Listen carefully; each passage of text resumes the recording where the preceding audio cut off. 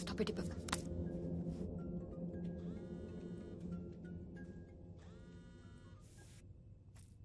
ஹலோமா. முருகா, நான் அப்பா பேசுறேன்ப்பா.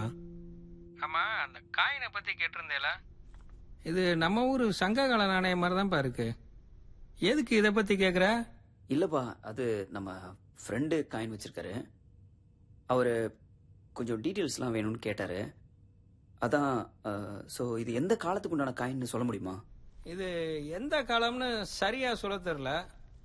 ஆனா இது கண்டிப்பா பாண்டிய மன்னர்கள் காலத்துல பயன்படுத்துற நாணயமா தான் இருக்கும். பாண்டியர்களோடதா? அந்த நாணயத்தை பார்த்தேன்னா அதுல 2 மீன்கள் தெரியும். பாண்டியர்கள் பயன்படுத்தின சின்னங்கள்ல முக்கியமானது இந்த ரெட்டை கயல்னு சொல்லக்கூடிய இந்த மீன்கள் தான். ஏதோ ஆரோ மார்க் தான் போட்டிருக்கு. அதான். அத இந்த பக்கம் திருப்பி பாரு. ஆ